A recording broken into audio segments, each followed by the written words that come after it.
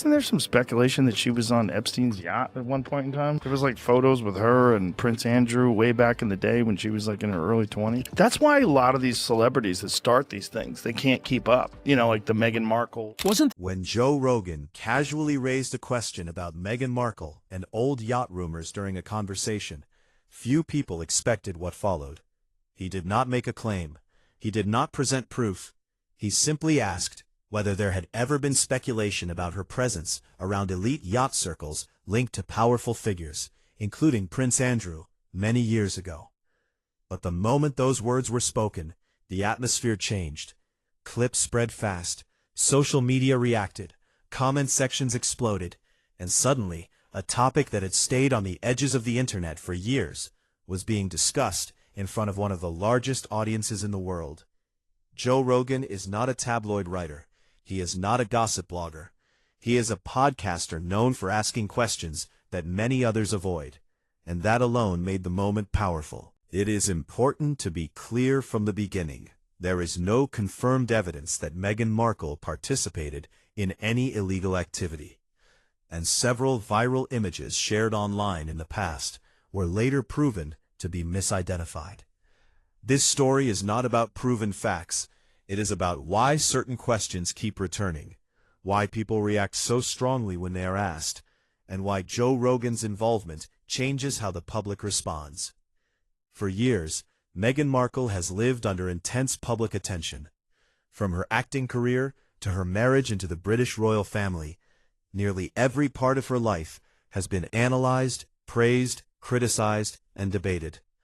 Over time, many old rumors faded away, buried under new headlines and carefully managed public appearances. By early 2026, it appeared that the loudest controversies had quieted. Then Joe Rogan spoke, and the silence broke. The reason this moment mattered so much is not because Rogan accused anyone of anything. It mattered because he asked questions out loud that mainstream media had mostly ignored. And once millions of people hear the same question at the same time, the discussion changes. Joe Rogan's audience is massive, diverse, and skeptical of official narratives. When he raises a topic, listeners do not immediately accept it as truth, but they also do not dismiss it easily. They start wondering, they start searching, they start connecting dots on their own. That process alone can reshape public opinion. In this case, the questions centered on elite social circles, private networking spaces, and how some people gain access to powerful environments long before the public knows their names. Rogan's broader point was not about Meghan specifically, but about how fame, influence, and connections often operate behind closed doors. This is where the conversation became uncomfortable for many observers. Meghan's public image has long been built around a story of independence, struggle, and breaking free from unfair systems. That story resonates with many people. But when Joe Rogan asked whether parts of her past had never been fully examined, it introduced doubt. Not proof, but doubt. And in media culture, doubt can be just as powerful as evidence. One reason this hits so hard is because Joe Rogan operates outside traditional media structures. He does not rely on royal access, press invitations, or approval from public relations teams. He does not soften questions to protect relationships. That independence is exactly why many people trust him, even when they disagree with him. When mainstream outlets avoid a topic, audiences often assume there is a reason. When Rogan touches it anyway, it feeds the belief that something is being avoided. This does not mean something illegal happened. It means people feel information is incomplete. Over the years, there have been repeated claims by authors and online researchers suggesting that Meghan moved in high-level social circles earlier than most people realized. One name often mentioned in these discussions is Marcus Anderson, a longtime executive at Soho House, a private members club known for bringing together wealthy, creative, and powerful people. It is publicly known that Anderson introduced Meghan to Prince Harry. That fact alone is not controversial. What draws attention is the scale of Anderson's influence, and how early Meghan had access to spaces usually closed to newcomers. Joe Rogan did not accuse Anderson of wrongdoing. He questioned how networking at that level works, and whether such introductions are ever truly random. This idea challenges the fairy tale image of Meghan and Harry meeting by pure chance. Again, there is no proof of manipulation, but the question itself causes people to rethink the story they were told. Another part of the discussion involved claims made by author Kirby Summers, who has written about elite social networks connected to controversial figures. Summers has claimed that photographs exist from the early 2000s showing Meghan at the same location as Prince Andrew during yacht gatherings in Thailand. These claims remain unproven and disputed, and no major outlet has published such images. Joe Rogan highlighted this not as evidence, but as an example of how certain stories never receive serious investigation. He repeatedly asked why, if such claims exist, they are either ignored or quickly shut down. Critics argue this is because the claims lack solid proof. Supporters argue it is because powerful people are involved. The truth may be simpler, but the silence fuels suspicion. Rogan also referenced Meghan's invitation to Yacht Week in Croatia in 2016, an event widely known for its party culture among wealthy attendees. Being invited does not mean attending, and attending does not mean wrongdoing. Still, Rogan used this to point out a pattern of access. How does a television actress gain entry to such exclusive spaces? The answer could be professional networking, personal connections, or simple coincidence. But when these questions are not addressed clearly, they linger. This is where Meghan's team faces a difficult situation. Responding directly can make rumors bigger. Staying silent can look like avoidance. Traditionally, celebrities manage such issues through statements, lawsuits, or friendly media coverage. Joe Rogan does not operate in that system. He cannot be pressured in the same way, and attempts to silence him often backfire. From a public relations perspective, this creates a trap. The more Rogan talks, the more people ask questions. The more questions exist, the harder it is to maintain a clean narrative. But it does show how fragile public image can be when storytelling meets skepticism. By the end of this first phase of the discussion, one thing became clear. Joe Rogan did not destroy Meghan Markle's reputation, nor did he prove anything about her past. What he did was reopen conversations many believed were closed. He reminded audiences that power, fame, and access often involve unseen systems, and that asking about those systems is not the same as making accusations. Whether people view this as responsible curiosity or unfair speculation depends largely on their trust in media, institutions, and public figures. What cannot be denied is that once these questions reached millions of ears, they stopped being fringe whispers and became part of a mainstream conversation. And once that happens, the story no longer belongs to public relations teams or news editors. It belongs to the audience. As the conversation around Joe Rogan's comments continued to spread, attention slowly shifted from the rumors themselves to the systems behind them. Many listeners began focusing less on Meghan Markle as a person and more on how elite social circles actually work. Joe Rogan repeatedly emphasized that powerful people rarely move randomly. Access to private clubs, luxury events, and influential individuals usually follows invisible pathways built on connections, introductions, and trust. This is where the discussion around Soho House and Marcus Anderson gained momentum. Soho House is often described in lifestyle magazines as a creative members club, a place for artists, actors, and entrepreneurs to relax. But critics argue that description is incomplete. In reality, Soho House functions as a high-level networking space where powerful people meet away from public view. Membership is selective, privacy rules are strict, and discretion is part of the brand. Marcus Anderson, who has worked there since the early 2000s, is known as a key connector. His job is not just managing memberships, but building relationships between people who may benefit from knowing each other. This role alone is not suspicious. In fact, it is exactly what the organization exists to do. The question Joe Rogan kept returning to was simple. How much influence does someone like Anderson really have? And how early did Meghan Markle benefit from that access? It is widely accepted that Anderson introduced Meghan to Prince Harry in 2016. That fact has been confirmed and openly discussed. What Rogan questioned was not the introduction itself, but the confidence behind it. Introducing a Hollywood actress to a senior royal is not a small decision.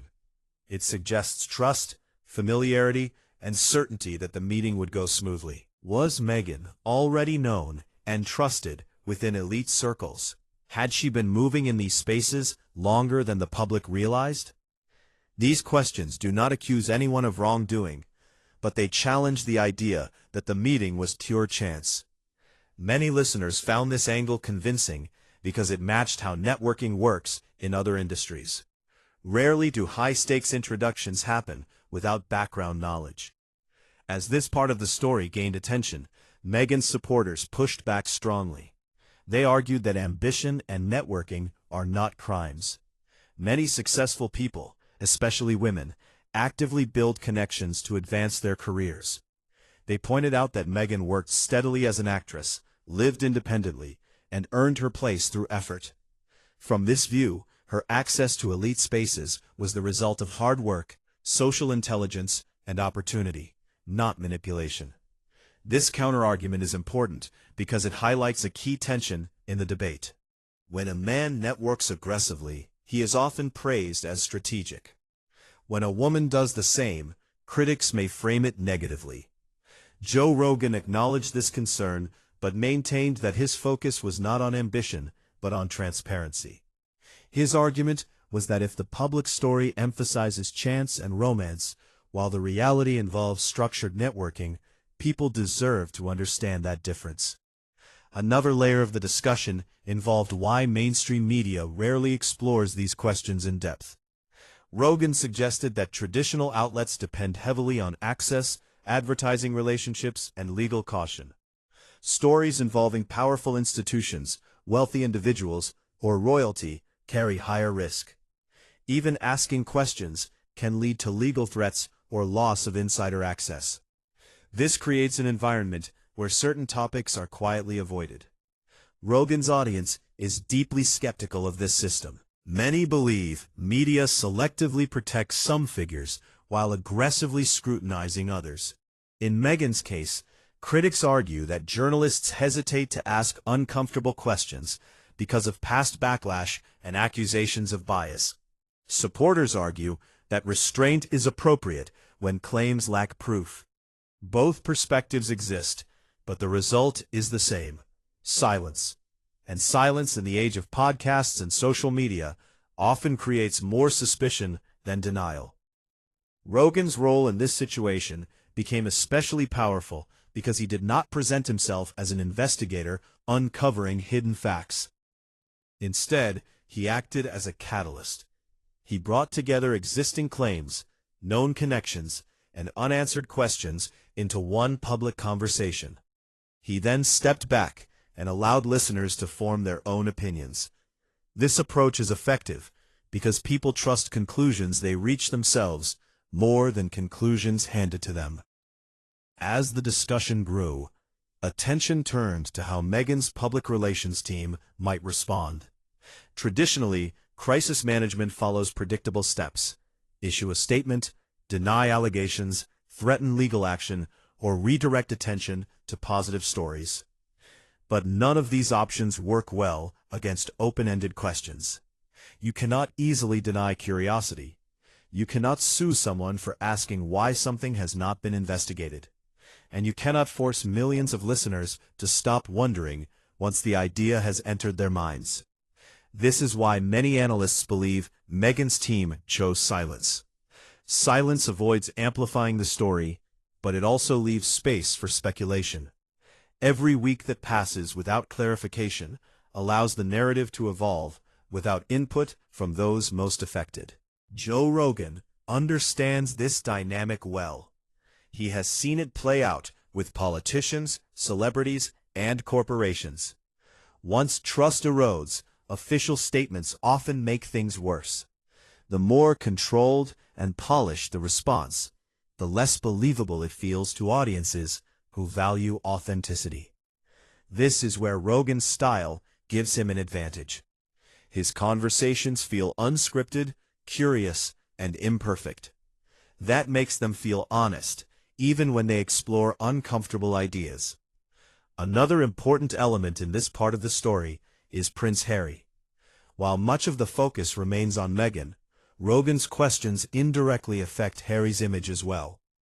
Harry has long presented his relationship as a genuine love story that offered escape from royal pressures. If the public begins to view the relationship through a lens of strategic networking, that story weakens. Again, this does not mean it is false. But perception matters. Once doubt exists, it changes how people interpret past events. Supporters argue that Harry is an adult capable of making his own choices, and that framing him as manipulated is unfair. Critics argue that power imbalance and emotional vulnerability can influence anyone, including a prince. Rogan did not claim to know Harry's inner thoughts. He simply suggested that public narratives often simplify complex realities. As the weeks went on, the conversation continued to evolve. New clips circulated. Commentators on both sides weighed in. Some accused Rogan of fueling harmful speculation. Others praised him for challenging protected narratives. What remained consistent was the level of engagement. Millions of people were listening, debating, and forming opinions. This is the true impact of Rogan's involvement. He did not settle the story. He expanded it. By the end of this phase, it became clear that the issue was no longer about yacht rumors or specific claims. It was about trust. Trust in media. Trust in public figures. Trust in the stories we are told about how power works. Joe Rogan's questions tapped into a wider cultural frustration with secrecy and image management. Whether viewers sympathized with Meghan or questioned her past, many agreed on one thing: transparency matters. And when transparency feels absent, people will search for answers elsewhere. This is why the conversation refused to fade away. It touched something deeper than celebrity gossip. It spoke to how modern audiences navigate truth in a world where official narratives and independent voices often collide. And as long as that tension exists, stories like this will continue to resurface, reshaped by whoever is willing to ask the questions out loud. By the time the discussion reached its final stage, it was clear that Joe Rogan's involvement had changed the shape of the story in a lasting way. What began as a few old rumors mentioned in passing had turned into a much larger conversation about power, access, and how public images are built and protected. Joe Rogan never claimed to have uncovered a hidden truth about Meghan Markle. He never presented documents or confirmed evidence. What he did instead was something far more influential. He made people think. He asked why some questions are treated as unacceptable, while others are endlessly explored. He asked why certain figures are shielded from scrutiny, while others are exposed to it without mercy. And he asked these questions in front of millions of listeners who already distrust traditional gatekeepers of information. This is why the conversation refused to disappear. Once people start wondering whether they are being told the full story, curiosity takes over. At this stage, the real issue was no longer whether the yacht rumors were true or false. The issue became why the topic itself caused such strong reactions. Supporters of Meghan Markle argued that she has been unfairly targeted for years, and that revisiting old rumors only continues a pattern of harassment. They pointed out that no credible proof has ever been produced, and that repeating speculation can cause real harm.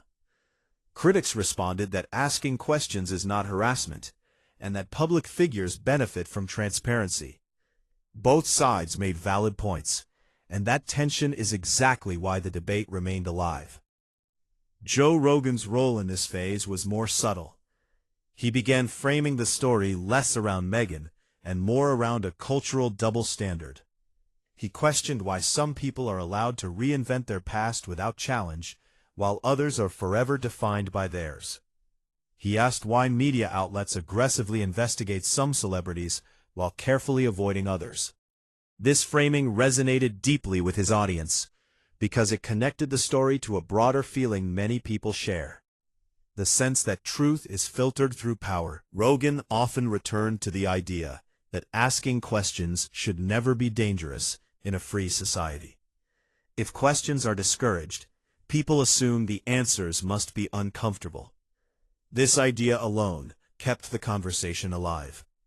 From a public relations standpoint, Meghan's situation remained difficult.